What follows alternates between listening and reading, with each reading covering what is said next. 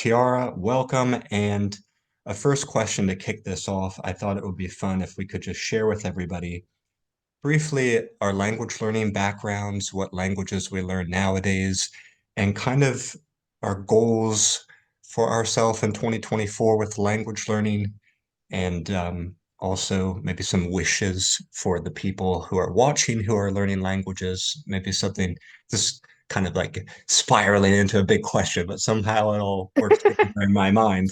I can go first if you want me to. But Sure um, thing. okay. So so my background is I kind of struggled through foreign languages as requirements in school. I wasn't really that interested in it. But what eventually happened was I moved abroad to China. Won't go into that whole story, but it ended up really working out. And so being in China has been a great, just being in the environment has really helped me to be interested and better at learning the language of Mandarin. So I primarily learn Mandarin and I sometimes dabble in Cantonese because I live in Guangdong. So Cantonese is the native language of the people here. So it's really those two languages and but mainly Mandarin. And I have a little daughter who's 3. So more and more we're studying and learning together.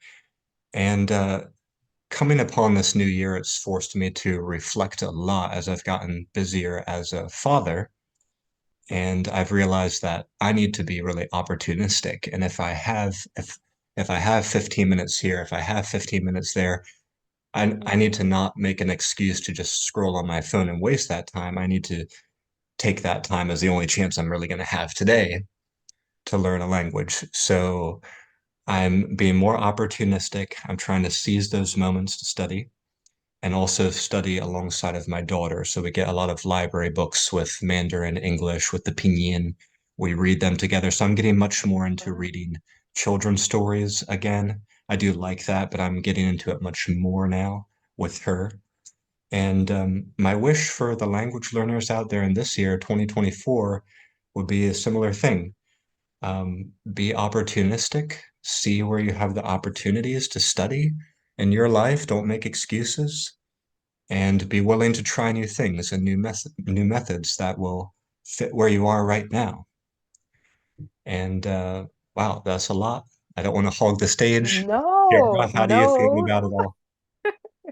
Well, you know what? I wanted to say you have this energy that is so awesome when introducing your guests, but I also love seeing the energy that you have when you talk about your journey too. And this is a conversation, so people watching, you invited me to a conversation, so it's not interview style. We're gonna talk about both of us and our journeys and even leading up to how I met Matt, which is always a wonderful story to tell. But for me, for language learning, getting to the question that you asked before, because it's a great question. I've introduced myself in a lot of different ways, but I want to tailor it to the last part of your question, which is like a message to give to language learners, which I think is awesome for 2024.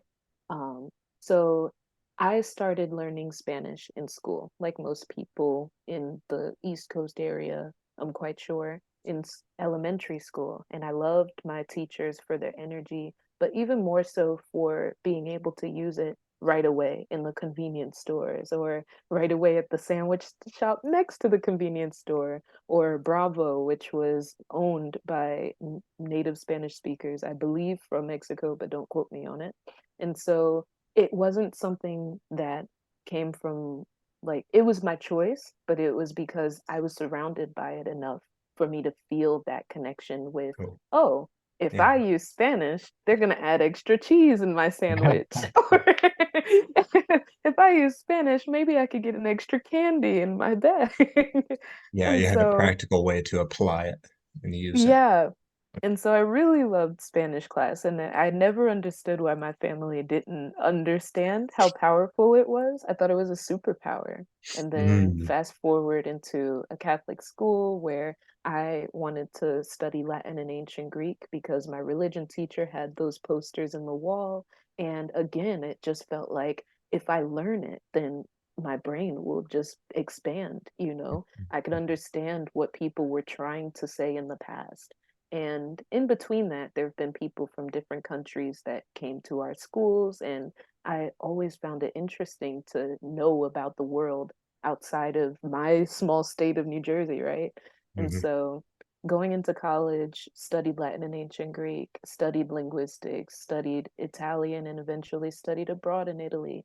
Got Hmm. into second language education and taught adults in my community where English wasn't their first language and they needed it for either understanding their work rights or understanding their needs for going to the hospital or even for understanding their children's environment as well.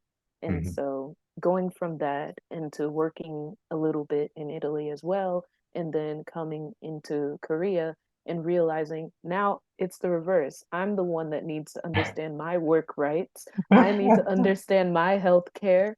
I Yeah, got yeah, sick yeah. in Korea within the first year of being here. Half of my body was in a lot of pain, and it turned into something where I needed to use it Hmm. because some places didn't have translators, and even the doctors might not be able to communicate with me, and my symptoms were severe. And so I find passion in making safe spaces for people who are in similar situations to me. But even more than that, if you're listening in 2024, my goal or my wish for you is for you to, like Matt said, find something that works for you.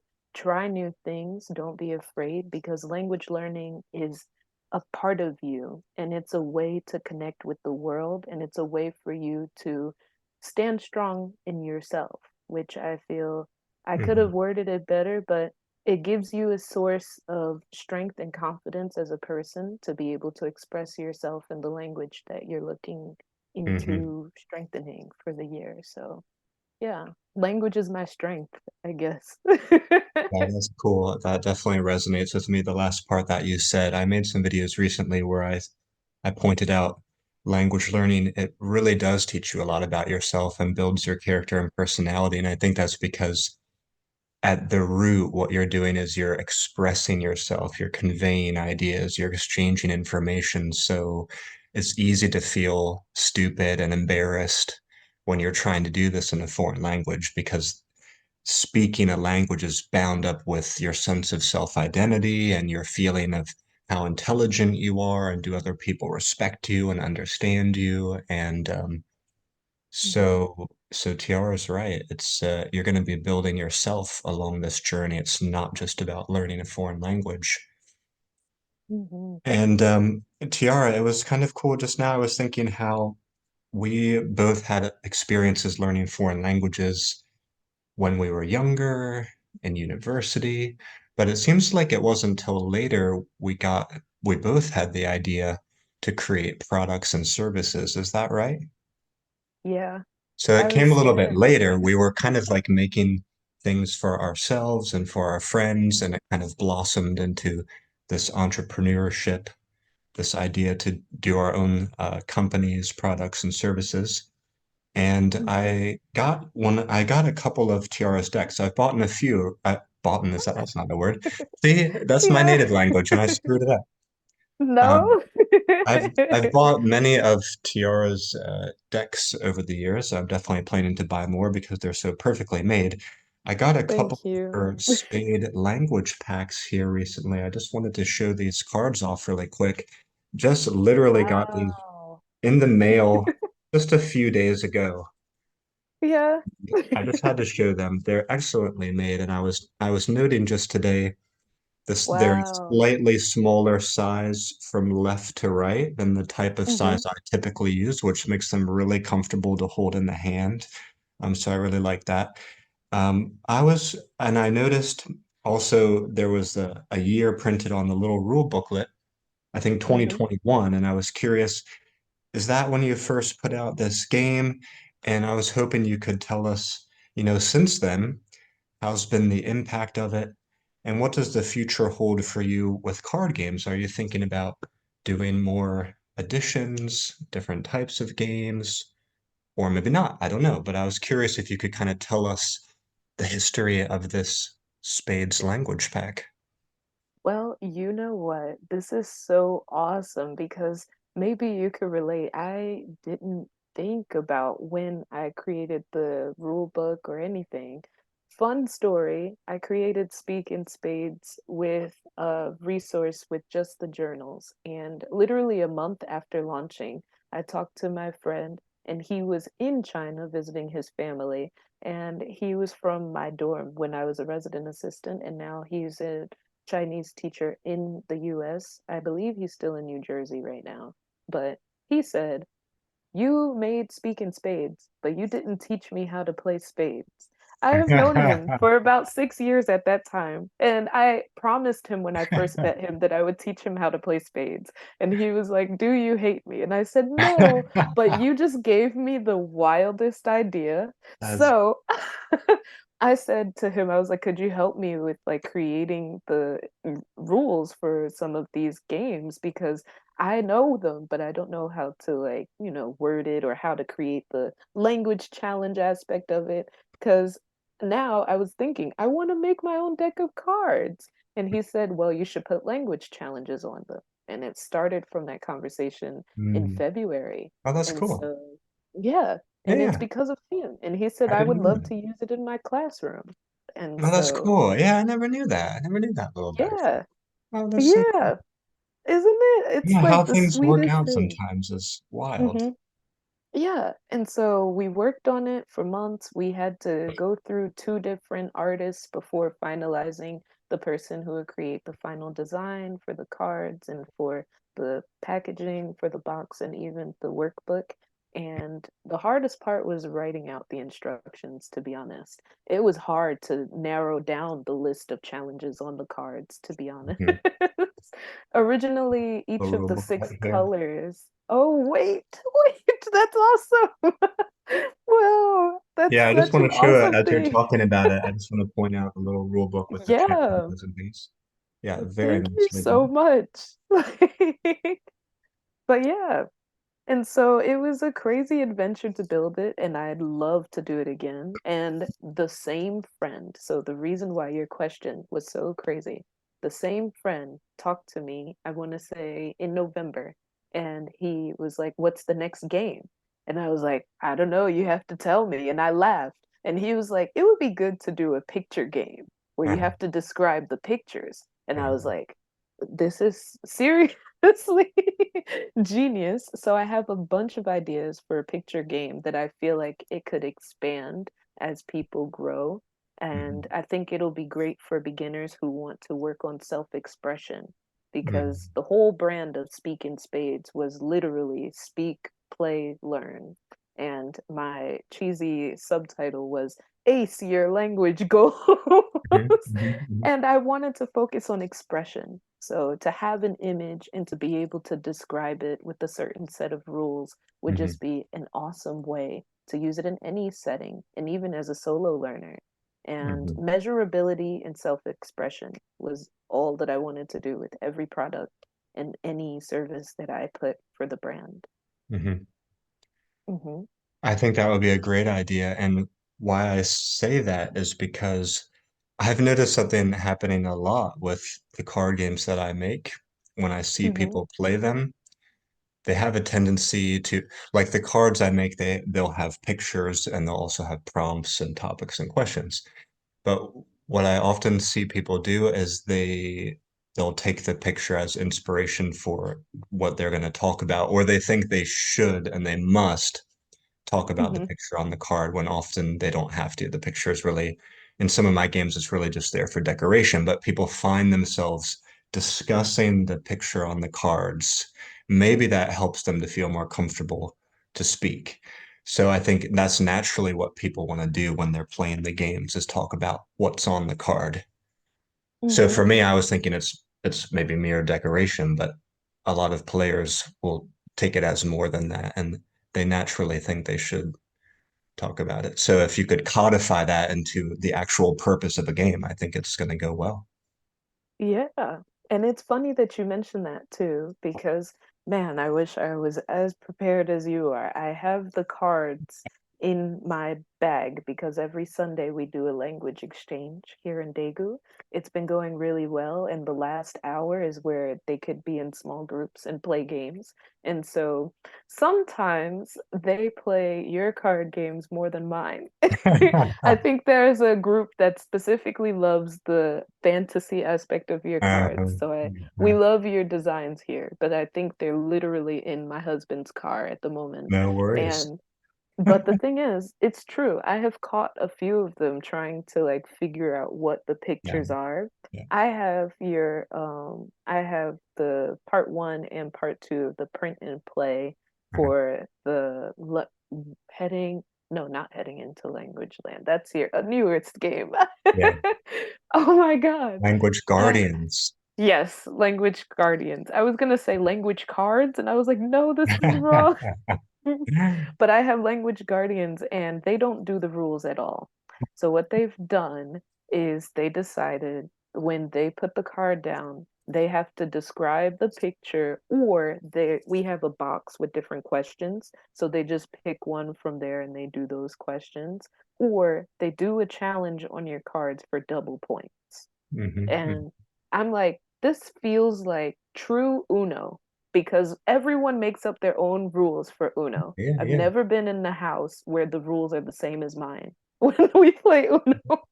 And all I do is I walk away and I come back and they make their own rules. And so it's interesting to see how learners can really take our original idea for the cards and they just do what they want with them. And Yeah. I just want to keep making resources where they could do that, you Hmm. know? Hmm.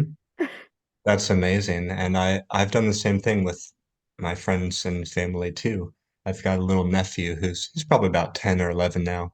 But we used to use those cards and play like the game concentration or maybe memories, Hmm. we call it, flipping over two, seeing if they match. So we Yeah. used to like to do stuff like that because there's four of every card in that deck. So there's a lot you can do with them. Yeah, I like Hmm. things to be like that. I like things to be open-ended. And you Um, gave me an idea so I could tell them tomorrow for yeah, how to yeah. do that. Take maybe like 10 pairs. So you have Hmm. 20 cards, 10 pairs, shuffle them, put them on the grid face down. You can play, you can flip Hmm. over two, and if they match, then you can describe them in order to take them or something like that. That's Yeah. cool. To shift the topic to another cool little product here, I got for the first time the vocabulary puzzle Oh, book. Thank you so much. no This is really problem. cool. Yeah. Man, Yeah, you it's printed it really out. nice. And I see you have a lot of journals for different languages. And Hmm. now, according to your last answer about the card deck and when did the card deck come about, I realized that it sounds like maybe the journals were the thing that came first. Hmm. So, what was the inspiration for the journals and where are they headed in the future? It seems like you have maybe seven languages available of journals, Well, more or so less. yeah, it's been a journey with the journals. The quickest version of the story is when I started learning languages, but especially Korean, I got the advice from my husband and even from my co-teachers to create scripts. And when you create scripts, you're focused on conversations, like expecting the other person's questions so you can create an answer. And so I wanted a journal that was just that because a lot of resources focus on the grammar right away, and a lot of resources focus on giving you Hmm. all of the vocab, and then you make Hmm. four Hmm. sentences and then you move on to the next chapter. But I just want to be able to have a full conversation based on a topic.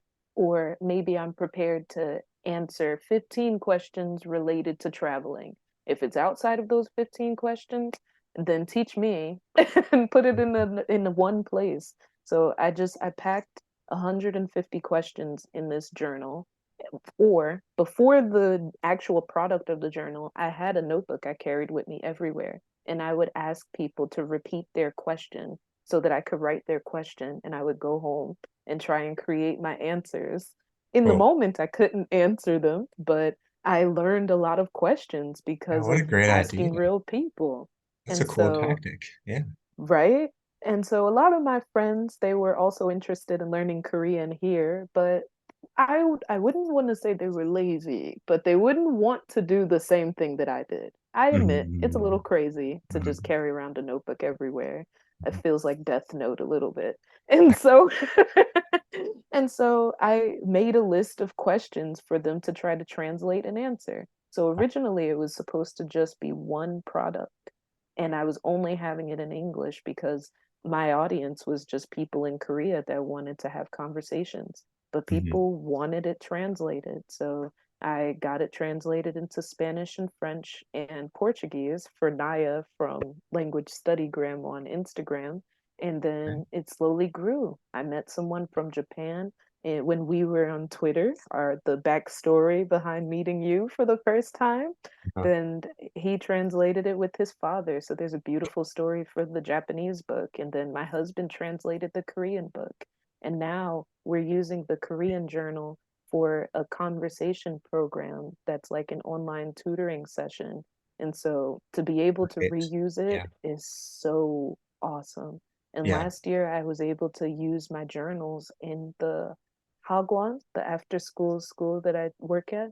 So Mm. they trusted me to use it in my classrooms. And So so cool. Wow. I I really hope to be able to spread it to different language exchanges, whether they're online or in person, and Mhm. really create communities and conversations with them.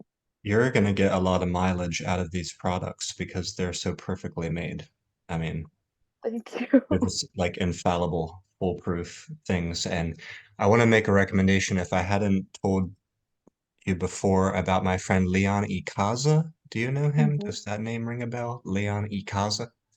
Is it the person who helped you make the game? You're heading into language land online. He was a part of playtesting that game, Hmm. but his claim to fame is the Language Party. It's an exchange group Oh. that he runs in Florida. He does regular meetups with bunches of people every month. Hmm. It might be weekly, maybe, but he does a bunch of meetups every month. A lot are Hmm. in person, some are online. And he's Hmm. been a great supporter of what I do and what others do. And he's always looking for resources to pull in and share with his people. So I think maybe, well, most definitely, your vocabulary books would be a great thing to put into his hands because he mixes with a lot of people. He has a group that's pretty much open to all languages, and then I think he also has a group that might be dedicated to just French. So I should Wow. definitely help connect you guys and let him know about your journals because I know he likes to do different types of activities from week to week. Like maybe one week's going to be card games, next week's going to be like a maybe like a trivia Hmm. night, next week's going to be so he's always looking for new products, new Yeah. services. Yeah. Wow, that would be awesome. Yeah. Yeah, the journals will be a cool thing for him to do at some point, Hmm. I think. So a little bird told me that you might be expanding into some new services through Yeah. Speak in Spades. Yeah. Is that Oh true? man, it is so true. Okay, So in little bird, you November, can go now. She's gonna tell me the secret. exactly. Bye bye. You have the perfect lighting for it too. I believe it. But yeah, it's true. So in November, Renee from Lingua Marketing Online, she reached out to me and said, like, hey, I think that there's a lot of potential there, but you just need a makeover. And at first, going into a bit of the entrepreneur pride we have sometimes, I'm like, my website's fine. I worked on it so hard. I think that, it just needs some SEO love and everything else will work out. And she was like, just listen to me. What is Speak in Spades? And I realized that it's grown so much compared to when I first started. I Mhm, started it as a blog with one resource, and then it grew into multiple resources and a community with mhm, language challenges. And mhm, so talking with her, I came up with a few ideas. One was related to training tutors in order to create a program similar to what I'm doing with a few of the tutors here in Daegu, because this year I've expanded the language exchange to also include paid programs online. So this is the first that's happening this trimester. So it was originally a whole program, and it's not a spoiler because it might happen in 2025, but it was called Teach in Spades. And we had the logo and everything for the program. But what I'm doing this year is I'm hosting language challenges on my website. So simple because I've been doing the language challenges with a few of the other people from Instagram for over a year now. Mhm. And it's been successful, and there have been people asking for more or people hating it when we take away the language challenges. And so I'm just like, well, here are some guided language challenges. Because for me, the 30-day like Instagram challenges are great for people who want that confidence boost, but it's not exactly measurable. Like you can measure, oh, I've done 30 challenges and 30 different topics, so that means I could do 30 different things, which is great. But now I want to do like a 7-day reading challenge, read a book in 7 days, or write a letter in 7 days. So I want to host a long list of different challenges where every day those challenges will go to their email. It'll count as courses. So if they complete it, they get badges or certificates. And it's just a way for them to connect with others who are also doing the challenge. So they could Mhm. either buy the challenges a la carte, or they could do a membership where they get access to the growing list of them. And, Mhm. it's something that grows with them. Mhm. And hopefully by the end of these 50 different language challenge ideas, they could reach their language goals because self learners, we have the tools we need to get there. Sometimes we just need accountability and a sense of community Yeah, or some kind of structure to yeah, help us get there. And so, absolutely. as a teacher and as a learner, and as someone with the passion and experience for all of these aspects of these things, I want to create a space where people really learn. So, Mhm. language Mhm. challenges is one service, and then that extra step, almost Patreon style, is like join the card party, which I've been calling my Mhm. community these days. And Mhm. so, if they add that membership, then we do like bi weekly Zoom calls together too, possibly playing a solo game with the cards and Cool. showing them a language challenge, and Great. hopefully they get to talk with each other. Yeah. And so it doesn't matter what language they're studying for the community, it's just a chance for them to do something together. Hmm. And I feel like those two things together will just unite us in a way that language learners haven't really like. I just want to create that safe space Hmm. in a space outside of social media because I feel like it's really hard for us as entrepreneurs to take our community and bring them to a different platform. I guess in a way we're consumers, so if we've already found one system that works, trying to break that habit is like trying to tell me that pigs are flying, you know? Hmm. Hmm. And Yeah. so that's what it's going to be. Yeah, I've noticed your language exchanges, not exchanges, well, those two, Hmm. but I've noticed the challenges seem to be quite popular. Were you the creator of the Language Olympics challenge? Is that you? Okay, Yeah, okay. yeah. I shouldn't have dared to guess that because I could have been wrong. But Hello. I saw that was really popular online. Hmm. And so this is one of the last questions I have for you on my list today. But I want to ask you if you could talk a little bit more about the relationships between your exchange groups and also the challenges that you run and how you get people involved and coming back and growing your community through the exchanges and the challenges because this is something I'm getting more into and you obviously do it Hmm. really well. So could you share a little bit about how you grew your community through the challenges and the exchanges? Well, that is a beautiful question because I definitely think it's needed to talk a bit about it. I've never had the chance to talk about it. Last year, I was jobless. I had just returned into the US, returned to Korea after being in the US for a few months, and most of my friends left home. And so now every year, new teachers come to Korea. And so, right around that time, I just posted in every group chat I was a part of, like, hey, I'm thinking of starting a study group.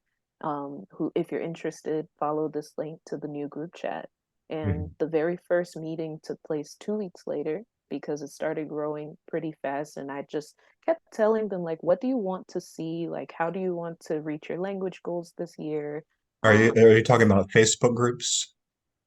It was Facebook groups. It was similar to WhatsApp. Here in Korea, they use Kakao Talk. And Okay. so I Okay. used Yeah. Facebook groups, Kakao Talk, even Okay. a little bit of Instagram to see if Mhm. people in Daegu wanted to meet once a week. And for me, it was to learn Korean and make new friends. And that was my goal at the time. But then after the first meeting, there were 17 people.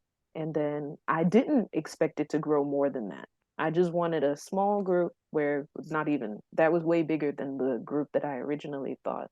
But when I sat with them, I told them, I said, I just want a place where we could safely practice Korean because a bunch of foreigners in Korea speaking Korean is terrifying when everywhere you Ah, go, there's Koreans all around you and you have to start low and they're probably laughing while drinking coffee. So I was friends with the cafe owner, and her business wasn't doing too well at the time. So she just had this empty space, and it was a great space for us to practice. oh, cool. And Win-win. yeah. Yeah. And so then the group chat for Kakao Talk was an open chat. So certain Koreans just found our chat and said, "Can I join?" And I was like, "Yes, but our focus is studying Korean. So if you could help us, that would be great." And Oh, so most of the time we use English because we're shy. And then when we have Korean activities, it really helped bind us together. And so mhm. maybe after 6 months, there it grew to like over 100 people in the group chat, and maybe it was 20 or 25 people joining per week, but Mhm. sometimes the Mhm. same people, sometimes different people. We've had people from different countries join and just accepting feedback every week. So it started with just bring your own books and let's pair up, and it turned into 1 to 1:30 we relax. 1:30 to 2:30 is Korean and English Q&A time. 3:30, what is it? 2:30 to 3:15 activity number 1. Then a 20-minute break. Then game time or free talking until 5 o'clock. Like it's now a structure. I That's pretty have cool. like Yeah. the best secretary ever. Not secretary, but I feel like she just does so much for the group chat or even creating the sign-in sheets. Now we have dues. And so, moving to the main part of the question for Cool. Instagram, when we first did the language challenge, and I want to say it was only 10 or 15 people.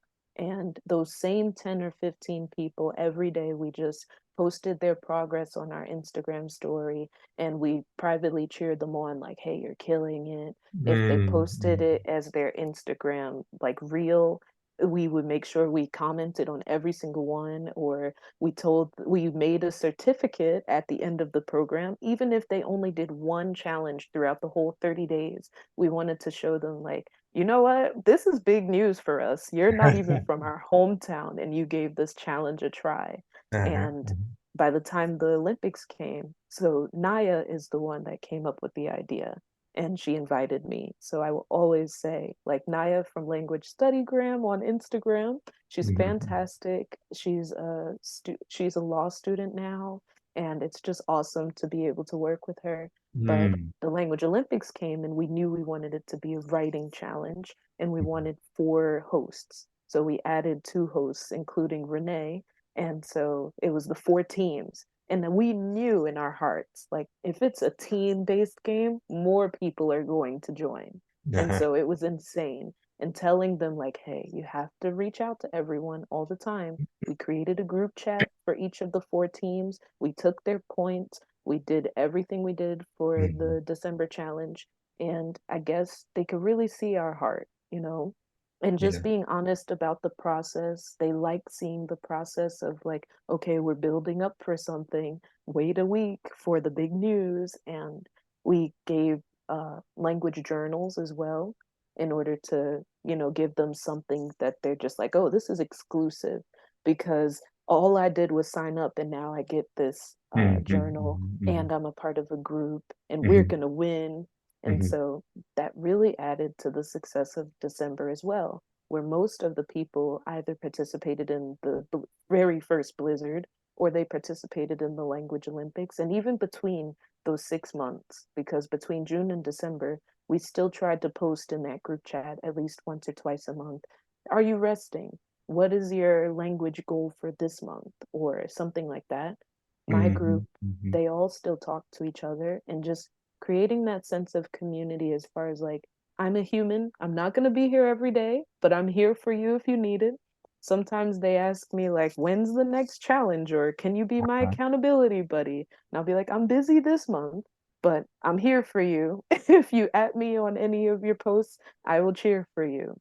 And it started from some small idea and really Hmm. celebrating every part of their journey. And so if I get an alert that some of them posted, then I try to comment like, hey, you're still killing it. And that Hmm. sense of remembering what they did before just really added that community value. And I didn't think that it would grow as much as it did, but some of my favorite content creators would message me sometimes, and I'm like, I have been watching you for years. And now you're messaging me. That's wild. So So if I cool. had, Yeah. yeah, if I had any advice for creating a community, it would be to either create a competition and think about each of the learners' journey. Like how do they first connect with you, but how do you keep them motivated throughout that competition? And if you don't Hmm. do that, sometimes it helps to just share your everyday, like what are you doing? Like today, between yesterday and today, I shared like a moment with my students in the classroom, or me literally on my way to work, or today I took a picture of my office and I was just like, I'm about to do hair, and then I took a picture of my lunch. And sometimes those are the ones that get the most comments. Not me working hard and sharing all of my language knowledge. Yeah, They like it, but they don't want to hear it. They just want to see the human behind the brand, really. that's right. They treasure the relationship with you and they want to get to know you better as a person. Hmm. That's cool. And so those little moments that people might think are just not worth it, like I could give inspiration until the cows come home. They'll click the button for a little bit, but the things that get people talking are like, "You had chicken too?" I'm like, "That's the one. That's the one." Well, everything you said there, I mean, it's fantastic. And I think in one sense, it is we could look at it in a simple way because you said really people can sense that we put our heart into it. We care. We want to make a safe space. We want to get people coming out. So in that sense, it's simple. But in another sense, it's not so simple. It's not so easy. You guys have obviously put a lot of thought into a lot of teamwork. You have all the right ingredients. I mean, you have so many ideas, products, resources, brilliant structure for the get-togethers, ideas for the challenges, how to run Instagram. I mean, you put it all together, how could that fail? I mean, it's really amazing. And I hope it keeps growing and growing. I mean, starting with 17 and now 100 or more, that's gonna be Yeah, awesome. That's gonna be awesome. That's really yeah. cool. Thank So you so so much. yeah, no problem. So what's the best way for people to stay connected with you these days? How do you like if new people want to chat with you more, get involved with what you do, how should they reach out to you? Well, the best way for right now is to stay connected on Instagram or Facebook page if possible. I'm more active on Instagram just because there's so many connections that I'm trying to make with other content creators related to what it takes to be an entrepreneur or even a freelance tutor, or these kinds of questions are kind of my Mm, mission for 2024 as well, highlighting other tutors and the process that it takes to really be unique in this larger pool of online tutoring. And that's a huge thing that I'm trying to learn more about myself so I could help out or even, hopefully expand to include that Teach in Spades program I talked about Mm. earlier. And so the Instagram is the best way. My website is going to be doing a huge makeover very soon. So it'll look different, hopefully by the end of this month. Um, and I believe I would be more active on YouTube at some point, but for now, Instagram's the way to go. Okay, so website is speakinspades.com. And what's your handle on Instagram? Is it Speak in Spades? Oh, yes, also speak in spades. Okay. Hmm. And Facebook group or page? Is that Speak in Spades? I think it's a Facebook page and it'll just be speak in spades, all separated. Got it. Okay. I'll put the Hmm. links in the description, but I just want to verbally confirm Yeah, it as well. And I know where to find you. I just yeah, this is for people watching. exactly. Well, thanks Thank so much for you. making the time today. This was a fantastic conversation.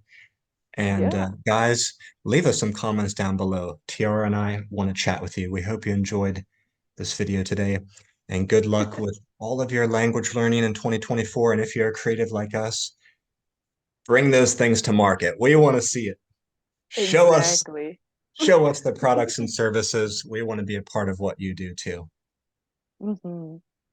Thank you so much, Matt, for having me on. As always, it's awesome talking with you. What can I say? You bet. And hopefully we'll do a third one before, it won't be 2 years before the third one.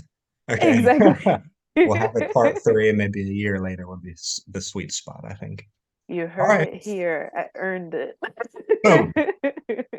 All right. Bye bye, guys. Thanks for joining us. Bye, Tiara. Bye. See Bye, you. Matt.